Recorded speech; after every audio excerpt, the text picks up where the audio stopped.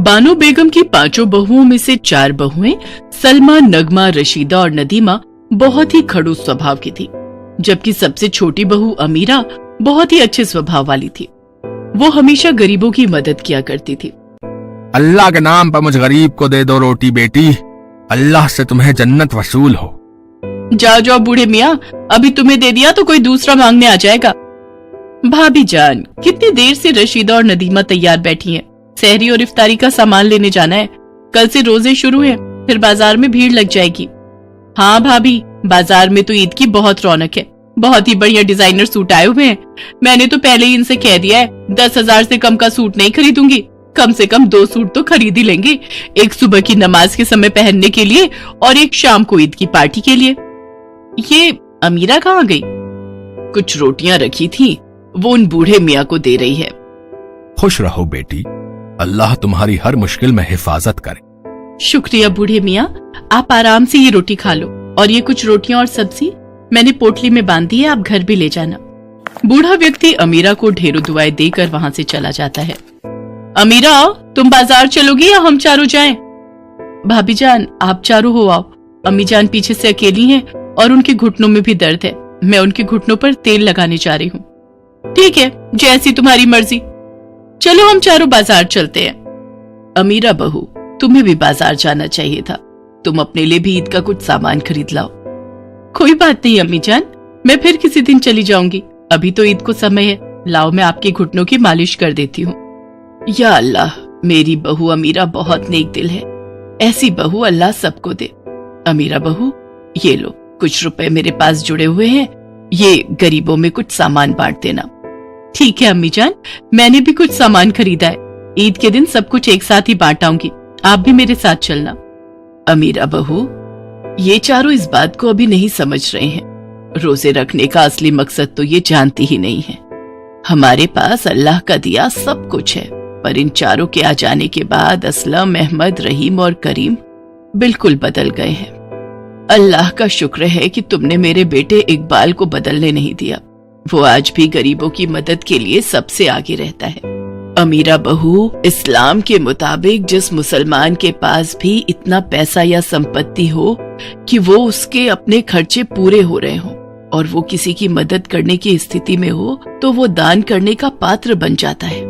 जकात के बारे में पैगंबर मोहम्मद ने फरमाया है, जो लोग रमजान के महीने में जकात नहीं देते हैं, उनके रोजे और इबादत कबूल नहीं होती है, बल्कि धरती और जन्नत के बीच में ही रुक जाती है।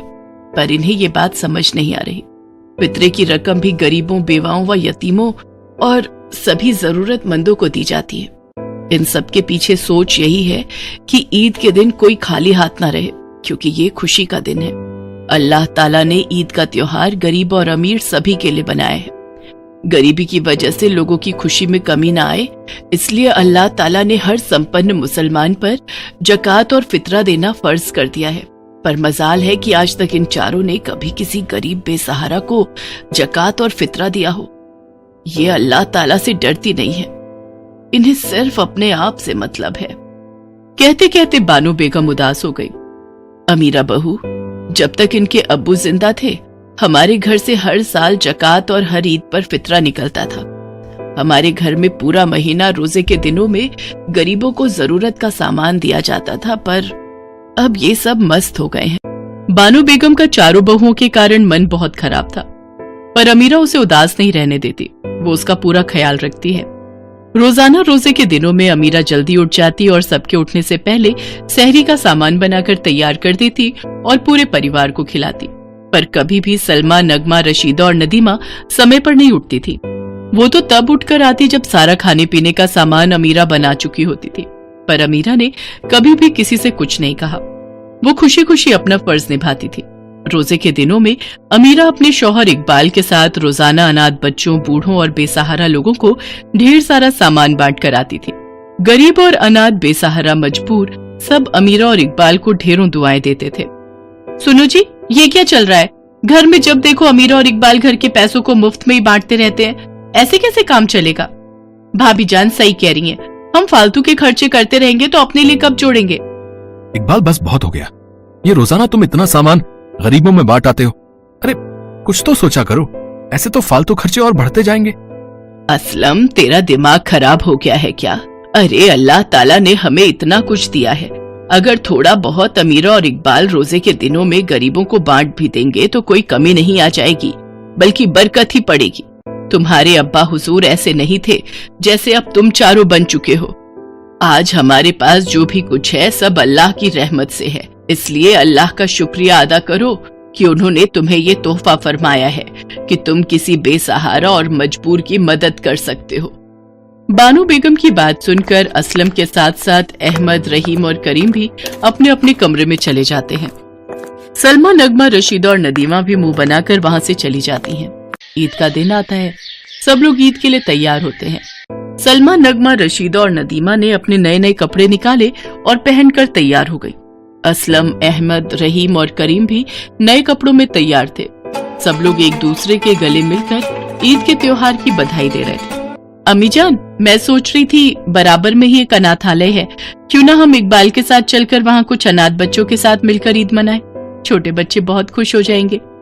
हाँ बहू, ये तो तुमने बहुत अच्छी बात कही है। चलो एक बार हम अनाथालय चलते हैं। आप सब भी चलिए ना। नहीं नहीं, हमारे पास इन सब फालतू कामों के लिए टाइम नहीं है। अभी हमें घर जाकर ईद की बहुत सारी तैयारी करनी है, शाम को मेहमान आने शुरू हो जाएंगे। बानो बेगम, अमीरा और इकबाल के साथ अनाथालय ईद मनाने के लिए जाती है। तुम चारों जाकर शाम की पार्टी की तैयारी करो, तब तक हम चारों सामान लेकर घर पहुंचते हैं। असलम, अहमद, रहीम और करीम बाजार निकल जाते हैं और सलमा, नगमा, रशीदा और नदीमा घर चली जाती हैं। भाभी जान, आपने बिल्कुल सही किया। अगर हम अम्मी जान और अमीरा की बातों में आ जाते तो घर आकर इतना बढ़िया बढ़िया पकवान खाने का मौका हाथों से छूट जाता। अब जल्दी जल्दी ये सारे बढ़िया पकवान खा लेते हैं। आप सब भी आ जाओ। बस मैं अभी आई, ये अपना सूट प्रेस कर लूं, फिर शाम को तैयार भी होना है। नदीमा प्रेस का बटन बंद करना भूल जाती है और सब मिलकर खाते पीते गप्पे मारने लगती हैं। तभी प्रेस की तार में से एक चिंगारी निकलती है और आग लग जाती है। धीरे धीरे आग पर्दों तक पहुंच जाती है और देखते ही देखते अचानक से पूरा घर जलने लगता है। बानो बेगम की चारों बहुएं चीख पुकार कर रही थी। घर में आग बढ़ती जा रही थी। कोई बचाओ, या अल्लाह बचाओ।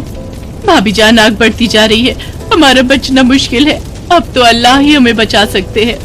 लगता है हमें अपने किसी गुनाह की सजा मिल रही है, जो आज हम चारों इस आग में फंसे हैं। हमसे कोई तो गुनाह हुआ है। मुझे तो लगता है अल्लाह हमसे नाराज हो गए हैं, हमें उनसे माफी मांगनी चाहिए। या अल्लाह, अगर हमसे कोई भी गुनाह हुआ हो तो हमें माफ कर दो, हमें इस आग से बचा लो। लगातार आग बढ़ती जा रही थी। इतनी देर में बानो बेगम, अमीरा और इकबाल के साथ वहां पहुंच जाती है। इकबाल के चारों भाई भी तब तक आ चुके थे, पर कोई भी अंदर जाने की हिम्मत नहीं कर पाता, क्योंकि आग से पूरा घर झुलस रहा था। फायर ब्रिगेड अभी तक आई नहीं थी। सब लोग देखते हैं अमीरा अल्लाह को याद करके दुआ कर रही है। या अल्लाह, मेरे परिवार को सलामत रखना। मैंने हमेशा अपने परिवार की खुशहाली और सलामती की दुआ की है।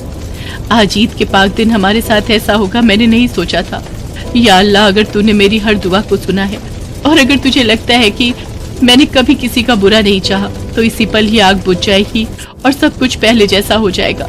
मेरे परिवार के गुनाहों को माफ कर दो, हम पर रहम करो, मेरी दुआ कबूल करो। अमीरा की दुआ कबूल हो गई।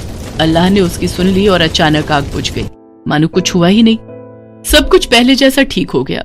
लोग अमीरा की वाहवाही करने लगे। सलमा, नगमा, रशीदा और नदीमा अपने किए पर बहुत शर्मिंदा थी। उन्हें समझ आ गया था कि आज उनकी हिफाजत अमीरा की दुआ से हुई है। अल्लाह ने अमीरा की दुआ सुनी है, क्योंकि अल्लाह भी उन्हीं की मदद करता है जो नेकी के रास्ते पर चलते हैं। सब मिलकर खूब धूमधाम से ईद का त्योहार मनाते हैं। गरीबों में मिठाइयाँ और उपहार बांटते हैं। अमीरा की तरह ही अपनी बाकी बहुओं को ऐसा करते देख बानो बेगम की खुशी का ठिकाना नहीं था।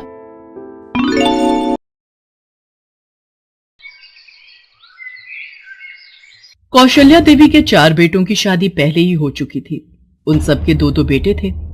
5वें बेटे रवि की लव मैरिज थी, जो 2 महीने पहले ही शिखा के साथ हुई थी। कौशल्या देवी लव मैरिज के सख्त खिलाफ थी, पर चारों बहू बेटों ने समझाया तो वो रवि की शादी के लिए तैयार हो गई। वैसे भी कौशल्या देवी ने पति के देहांत के बाद अपने बच्चों को बड़े लाड प्यार से पाल पोस कर बड़ा किया था, और रवि सब भाइयों में छोटा था, इसलिए सबका लाड प्यार उसे मिला और शिखा घर की बहू बनकर आ गई। कौशल्या देवी के घर में कई सालों से केवल लड़के ही पैदा होते आए थे, इसलिए चारों बहुओं को बेटी की बड़ी आस रहती थी।